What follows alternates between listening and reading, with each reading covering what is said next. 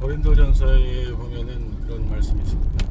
이방인의 제사하는 것은 귀신에게 하는 것이니 너희는 나는 너희들과 귀신과 교제하는 자 되기를 원치 아니하노라 라는 말씀이 있는데,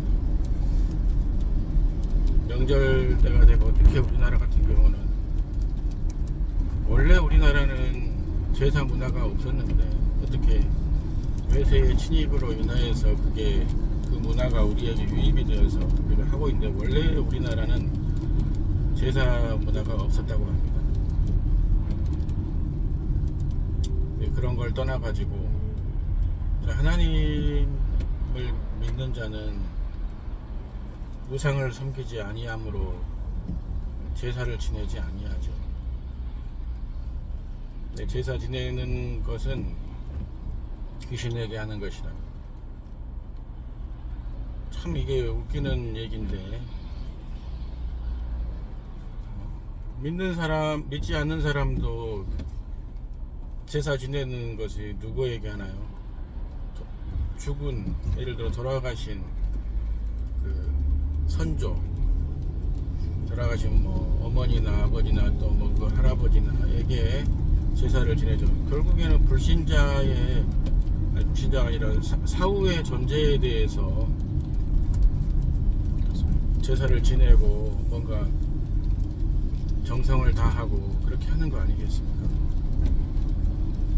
그런데 믿지 않는 사람도 그런 것들이 어떤 상식인데, 유독 기독교에서는 귀신을 천사라고 주장을 하는데, 도대체 그것을 성경적이지도 않은 그런 내용을 주장하는 것에 대해서 참 이해할 수가 없다. 그것은 다만 교리에, 각 교파 그 교단의 교리에가 그렇게 돼 있기 때문에 그렇게 또 가르치고 하는데, 또 어떤 그것은 불신자는 죽으면은 바로 지옥으로 가고 믿는 자는 바로 낙원에 또는 천국에 간다라는 어떤 그런 교리 이 때문에,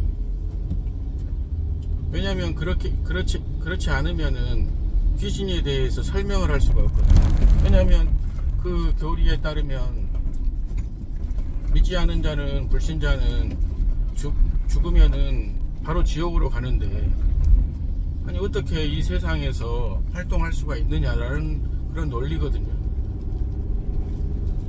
근데 그것은 일단 교리일 뿐이고, 성경은 그렇게 가르치고 있지 않다. 예수께서도 2000년 전에 오셔서 내가 오늘과 내일 귀신을 쫓고 병을 고치다가 제3일에 완전해지리라 말씀하신 것만큼이나 날마다 다니시면서 귀신을 쫓으시고 병자를 고치시고, 그리고 성경을 통하여서 보면 귀신이 불신자의 사후 존재라는 내용들이 너무나도 많이 나오는데, 그런 것들을 다 무시하고 결국에는 성경의 가르침을 무시하고, 그것이 본인들의 교리라고 하여서 그 교리를 성도들에게 가르치고 신자들에게 가르치고 그렇게 믿게 하고, 과연 이것이 옳은 일인가? 진리를 어떻게 보면은 왜곡하고 말씀을 왜곡하는 것이 아닌가? 과연 그 판단에 대해서 나중에 주님 앞에 갔을 때 어떠한 판단을 과연 받게 될 것인가? 라는 것을 한번 좀 생각해 봐야 될 것입니다. 일단은 어찌하든 간에 그렇게 제사하는 것은 조상신에게 어떻게 보면 하는 것인데, 그것이 어디에서 비롯됐는가를 보면 어떤 두려움, 왜냐하면 그렇게 하지 아니하면 뭔가 불길한 일이 생기고 좋지 않은 일이 생길 것 같다는, 또 그래서 어떤 이단의 사입이 다른 종교에서는 종교에서는 그래서 조상에게 지성을 지내야 된다. 그렇지 않으면은 뭐가 안 좋은 일이 생기고 뭐가 하고, 뭐 무당도 마찬가지지만 토속신앙도 마찬가지고. 그래서 뭐 지성을 지내야 된다, 제사를 지내야 된다 라는 게 일반적인 가르침이고 논리죠.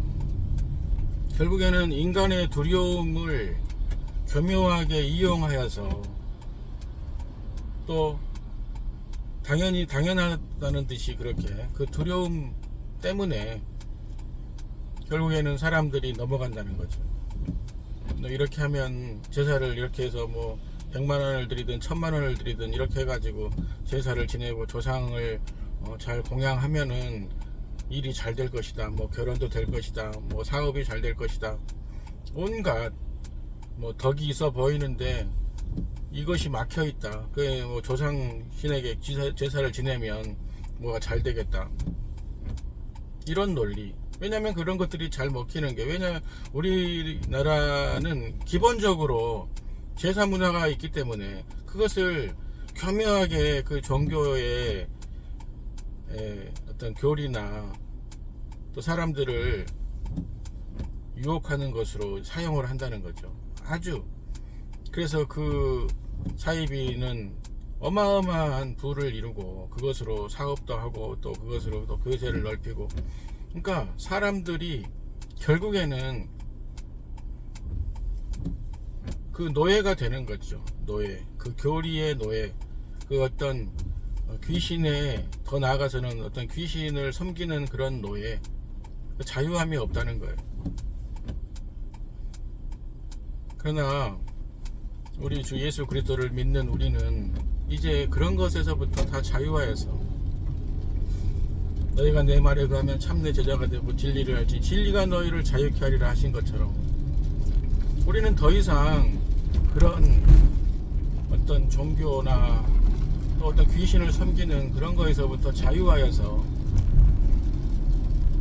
그럼 믿지 않냐고 죽은 불신자의 존재, 성경에서는 예수께서는 이 더러운 귀신아 라고 말씀하시고, 그렇게 믿지 않고 죽은 존재는 일반 믿지 않는 자들은 뭐 제사를 지내고 섬기고 이렇게 공양을 드리고 정성을 다하고 할지 모르겠지만, 예수께서, 진리이신 예수께서 우리에게 오셔가지고 가르치신 것은, 그것은 하나님 앞에 더러운 존재, 아주 그 멸망받을, 저주받은 존재라는 거죠. 만약 믿지 아니하고 죽었다면.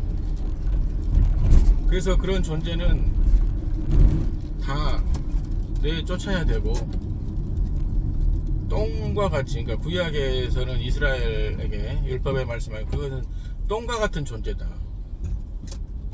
그렇게 여겨야 된다. 더러운 존재, 예수께서도 더러운 귀신아 라고 말씀을 하셨듯이 아주 더러운 존재, 정말 구역질 나는 존재. 그래서 어쩔 때 귀신 축사를 하다 보면 막 구역질을 한단 말이에요. 왜? 그 더러운 것이 올라오니까, 나타나니까. 그런 것처럼 아무리 좋게 또 믿지 않는 자들과 또 관계에 있어서, 그래서 믿는 사람과 믿지 않는 자들은 그 분쟁이 있을 수밖에 없는 거예요. 다툼이 있을 수밖에 없는 것이, 너무나도 다른 이런 생각과 어떤 믿음이 있기 때문에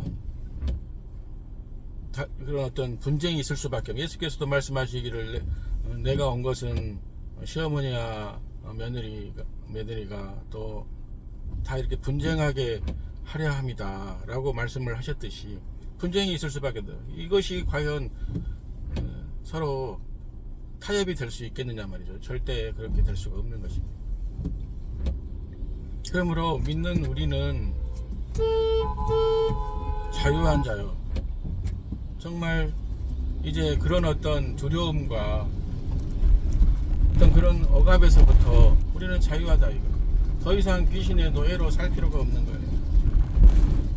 더 이상 어떤 사단의 그런 노예로 살 필요가 없는 거예요. 왜냐하면 예수께서 우리를 자유케 하셨기 때문에, 그의 피로, 그의 십자가의 보혈로 우리를 자유하게 하셨기 때문에, 우리가 믿는 우리는 이제 그런 거에서부터 자유함, 물론 죄에서 자유함이지만 더 나아가서 그런 어떤 영적 존재, 우리를 누르는 그런 더러운, 하나님이 말씀하신 그런 더러운 영적 존재에 의해서 우리는 자유하다 이거예요.